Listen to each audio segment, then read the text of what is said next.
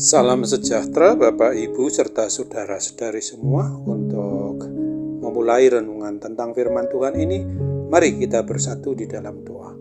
Tuhan Allah Bapa di sorga yang memelihara hati, akal, dan pikiran kami umat manusia, berfirmanlah kepada kami sebab kami bersedia untuk mendengar, dan atas pertolongan Roh Kudus mampukan kami agar boleh melaksanakan firman-Mu itu dalam hidup kami sehari-hari. Hanya dalam nama Tuhan Yesus kami mohon kepadamu. Amin.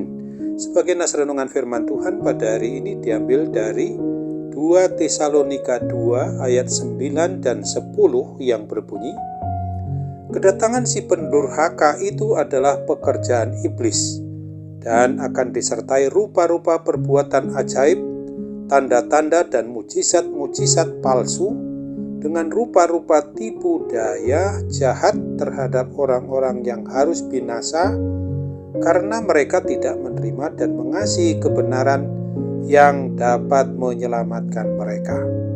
Sebagai tema yang diangkat dari nas renungan kita adalah waspadai akan kedatangan penyesat.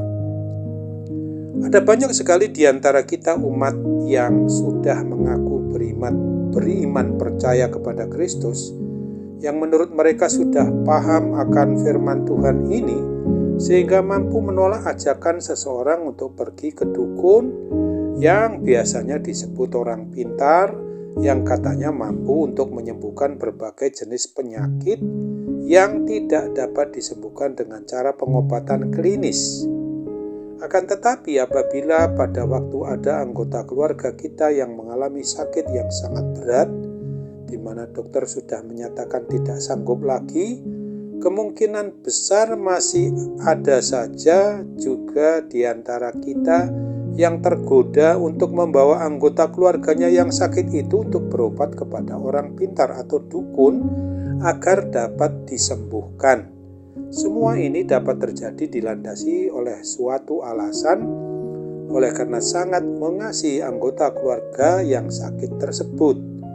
Nas renungan tentang firman Tuhan ini mau mengajarkan dan mengingatkan kita agar waspadalah terhadap tipu daya iblis, bahwa menjelang akhir zaman akan muncul penyesat-penyesat yang mengaku sebagai juru selamat, yang mampu membuat mujizat-mujizat seperti menyembuhkan berbagai penyakit. Hendaknya kita sebagai umat milik Tuhan Yesus Kristus, apabila ada yang terkena sakit berat dan menurut dokter tidak mungkin lagi dapat disembuhkan, janganlah kita langsung percaya apabila ada yang menganjurkan berobat secara alternatif pada orang yang mempunyai kekuatan supranatural yang dianggap mampu menyembuhkan segala penyakit.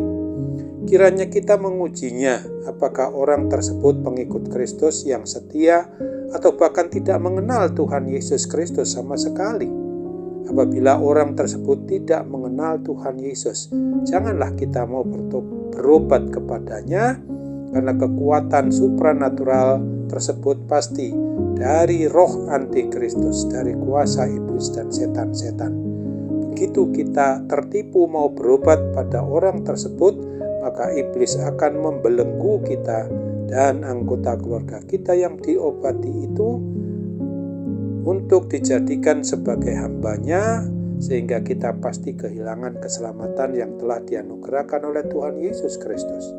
Dengan demikian, kita harus waspada dan harus menguji asal kuasa penyembuhan tersebut berasal.